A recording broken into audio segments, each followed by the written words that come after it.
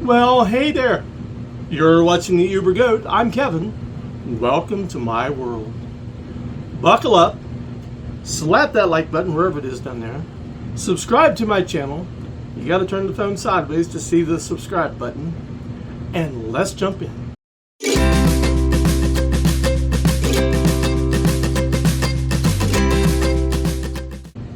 I live in a small town. Small is big for some, depending on where you're from. It's not a very big town. We call it a city. Population's probably 35, 40,000 people. It's a university town, so when school is in session, the population swells to probably 60 to 70,000 people. Depending on where you're watching this from, it's either a big town, big city, small town. Up to you. Anyway, because of that, I have a tendency to, I drive on during the school year, Tuesday, Thursday, Friday, Saturday. I have repeat customers. I have repeat people getting in the car.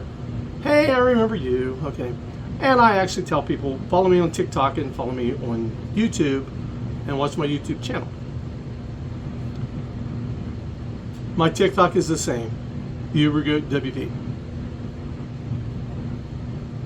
Therefore, because I see a lot of the same folks, this story is about somebody that I've driven multiple times. Last weekend, I got an Uber request and it said Sav. I'm like, oh, I remember her. Yeah. I pull up to the apartment complex.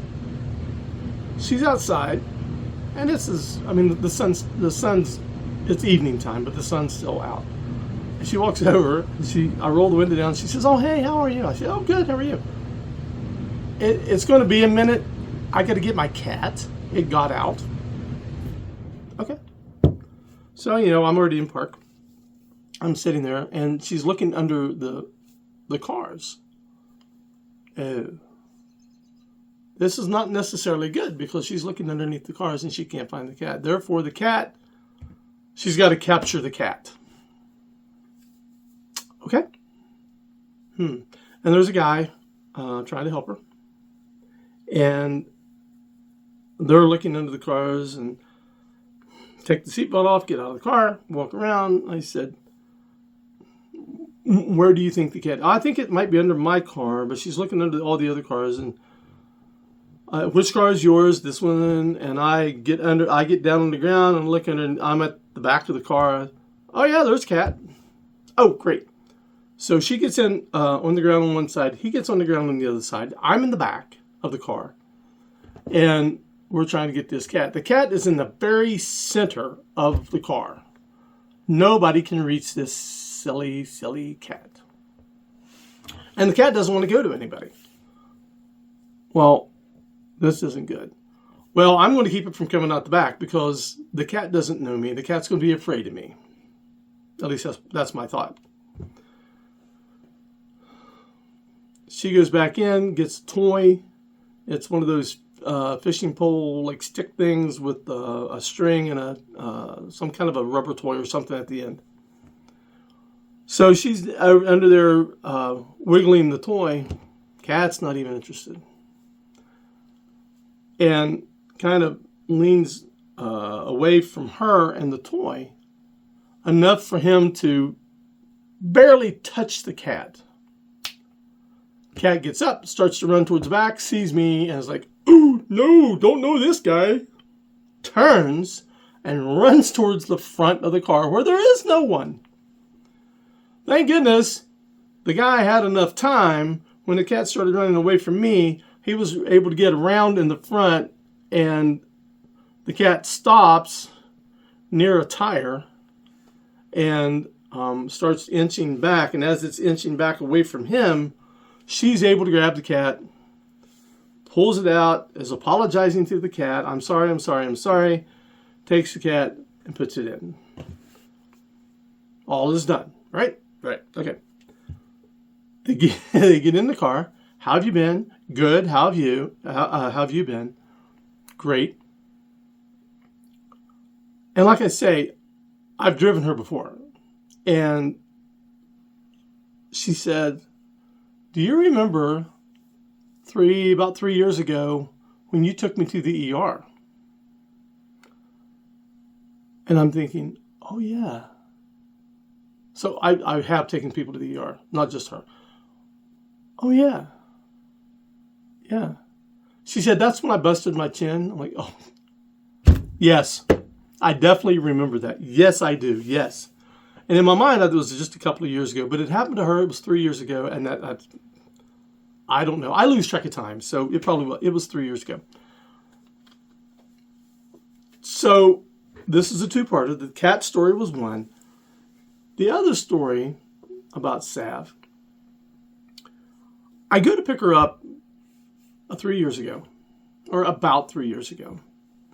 And I didn't pick her up.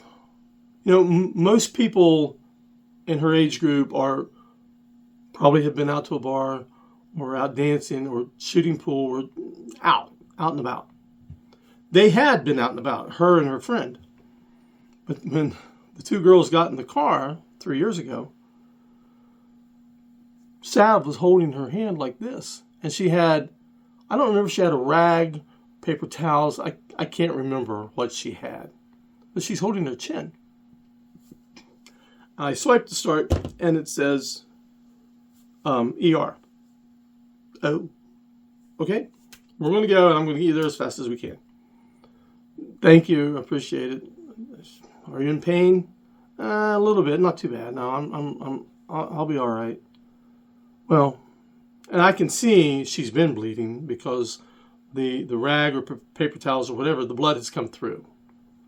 And I'm not worried about it getting in my car. I'll clean it up. I'm not worried about that. I'm worried more about her chin. So we're on the way, and I'm still probably 3-4 minutes or something like that away. I didn't pick him up at a bar, just so you know. So we're heading there, and like I say, we're still about 3 or 4 minutes away. And I said, do you mind me asking, like, how did you bust your chin? Yeah, I was doing the worm.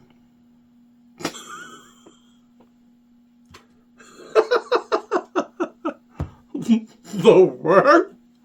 You busted your chin doing the worm? And, you know, I had trouble. I did laugh.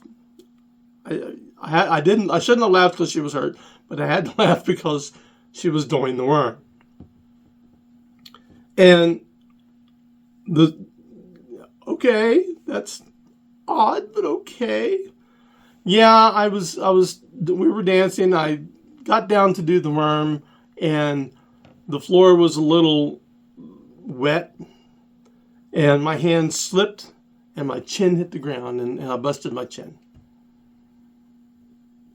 Oh. Okay. Okay. And I said, that you're bleeding a lot. No, not so much now. I mean, this happened just a couple of hours ago. It happened a couple of hours ago, and I'm just now picking you up and taking you to the ER? Yeah, we thought the bleeding was stopped, but it's not. Let's get you there. So I get her there. I get her and her friend, both girls get out of the car. Thank you. I said, well, I hope everything comes out okay. Yeah, we're fine. Fast forward to last weekend. I said, so how's the chin? She's like, no scar.